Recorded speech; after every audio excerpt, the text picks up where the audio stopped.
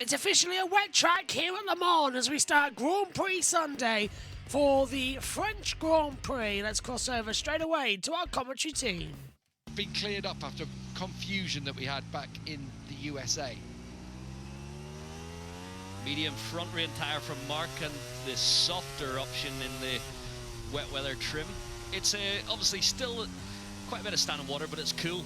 As the day goes on for the race distance, you would imagine in similar scenario they would be opting for the medium on the rear as well, because the track, it dries slow but it does clear quite well, and once the surface water's gone you can see there's enough spray there to retain the tread pattern on the soft wet rear tyre. But it just depends, doesn't it, if the sun comes out, because that will make such a difference to the drying here if there's a bit of a breeze as well.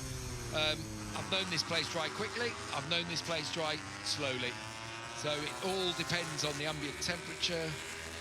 It's one of those venues, isn't it? We've seen it so many times over the years. 11 out of the 23 races they've been since MotoGP came back to Le Mans in the year 2000 have been wet or had rain at some point. So that's nearly 50%. If it were to be a wet weather race today, that would be 50% in the last 24 runnings of the French Grand Prix here at Le Mans. So it's something we're used to, something we've seen, something the team should have experience. Michelin definitely do have experience of.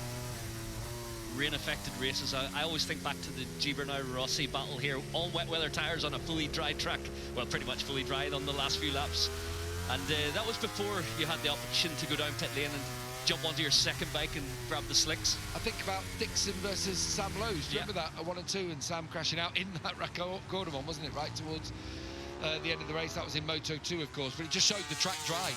The track really did dry during the race. There is a possibility, you know, that you could easily get a flag to flag kind of situation here. And judging by the radar that Sylvain has, his French Meteo radar, it looks like there will be a flurry of rain around about race time, bit before perhaps, but then that will go away. So who knows what we're going to get. Pecco Bagnaia, how will he feel about rain, considering his comments about the bike in the dry yesterday? Yeah, look at this from Zarco down the inside, but yeah, Pecco Bagnaia is a good wet weather rider. Zarco, it's almost a dry run here, a bit of a rehearsal to make those moves and see how it feels when you squeeze the front brake on the way into the Shimano Bofest, but yeah, he thought the better of it and did not squeeze all the way to the apex.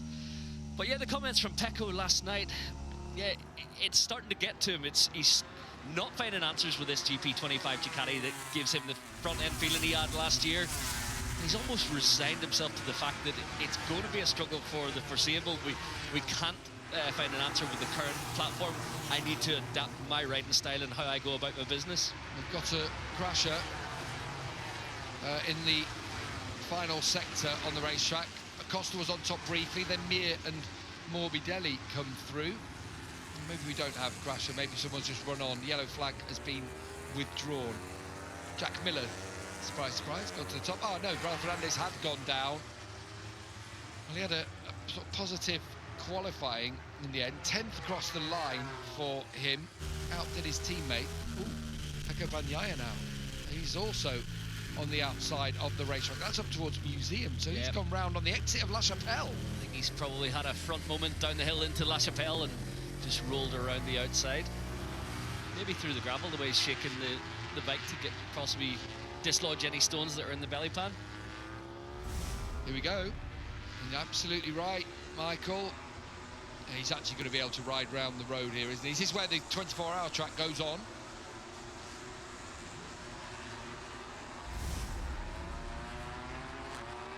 And he's able to bring it round safely. Made the right decision there. Marc Marquez, we know his skills in wet weather. There'll be no doubts he'll be still the favourite, I would suggest, starting from second. Does it? I mean, we said there about Yamaha, yes, the bikes that are fast in the dry, generally the ones now that are in the wet, but does it give them that leg up? I'm thinking of Miller, I'm thinking of Quartararo. It's still a leveler. When you put wet weather into the mix, the rider can make up for any slight deficiencies in the package. So yes, power, wheelie, speed, the bits that the Yamaha are still after will still be a problem in wet weather conditions as they are in dry, but the margin decreases, let's say, the mark. Oh, Jack. That'll wake him up. That's like a morning espresso, isn't it, for Miller? This won't even cost him a lot of time. He's still going to go top here with this lap, I do believe. He's 8/10 under. Oh, he did lose a little, but yeah, you've seen the reactions, the fact that he was able to keep it up, jump over the curbs, go to the outside, and still do a personal best. This is where Jack will feel comfortable today. He'd take a risk or two in the early laps. The ability to get these tyres up to temperature, get them working, and have the confidence to push on like this. You can see the float up over the hill. Also, little dry patches here and there, but obviously still spray coming off the back of the bike. So a little bit of watery sunshine will help. What do you reckon? Moto 3 is in an hour's time. Distinct possibility that's going to be a wet start. That is going to be tricky for your boys and the rest of the field. They should get an extra 5 minutes, shouldn't they, before the start of the race, because they've had no wet practice? Yeah, the pit lane open window does increase, so it allows them 3 laps if they want to get a feeling for these wet weather conditions. But with the sun out now, there's enough spray there to say that it's going to be a drying line at the very minimum. You can look at it is slow to dry at times here in Le Mans, but when the sun comes out, it does clear up fairly rapidly. Here we go with a late one from Frankie, and he just opens his way through on Fermin Albuquerque, who just sort of looked and said, hang about, I'm past the apex here. Well, someone else has gone down. I can hear it in my headset, and it's Alex Marquez. And you can see it's up towards the chicane. He's lost it on the inside. As he's changed direction, I imagine, when he's leaning right to go left into turn 3, it must have tucked under to lose, or to leave the bike in the track there. Yeah, not what he requires. He's looking at it. Oh. Even earlier than I thought. It's almost like when he started to apply the pressure to make that change happening. Oh, he lost it. Red flag has been brought out to the end of the session anyway, 4 seconds to go.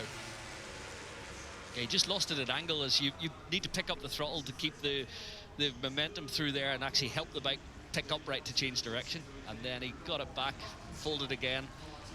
Awkward enough fall for this time in the morning. You don't really want to be doing this if you've got a preferred motorcycle. It's not slow. No, it's moving on through. Really rapid through that. I mean, speed traps then have got them clocking 192 miles an hour.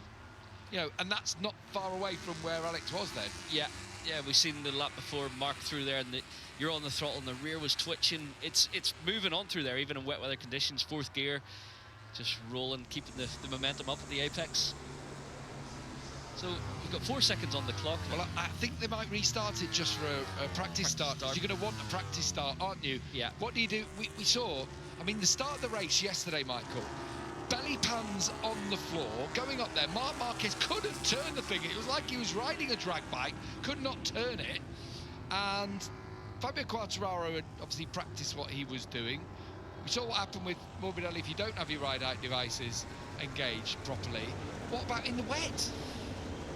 Yeah, tricky, isn't it? What you will get the benefit, it will be less likely to spin if you've got it lowered down and a little bit more load in the tyre. But Mark's trying his bike swap, but not going to worry about a practice start here, it seems. They're not going to restart the session either. I know there's 4 seconds left, but you thought they'd give them the practice starts, wouldn't you?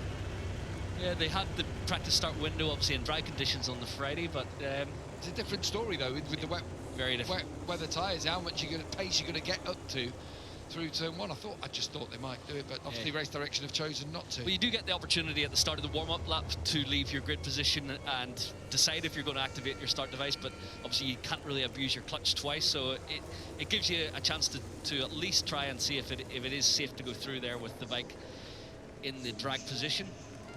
Well, that's been an interesting warm-up, hasn't it? Joan Mir ends it on top for Honda, so maybe the front feel they've got with that Honda, is that going to be something for Mir to bring into proceedings today? Johan Zarco as well on the Honda, looking strong. Yeah, I know a few people in our team. Last night we were discussing things, and someone who shares the same passport as Johan Zarco, was getting very excited when he saw his weather radar and was already talking about the possibility of his compatriot coming through to the podium today. Alex looks okay. That was Kelly Mazzini, just checking that he's all right. Let's watch it again. Look at the speed you come through there. The first twitch and then how he gets it upright, but it's still not coming back to him. It's understeering, it's folding, it's going away. And he just had to let it go. A little clean-up operation as well, I'd have thought. See the speeds here. 4th gear. Just 180 kilometers an hour the first touch. So 111 miles an hour.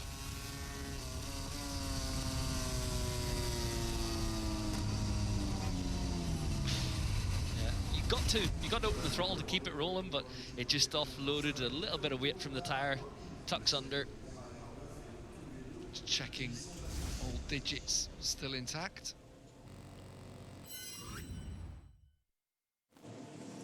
So that's it then. We'll be back for the Moto3 race in less than an hour. Join us then. Bye-bye.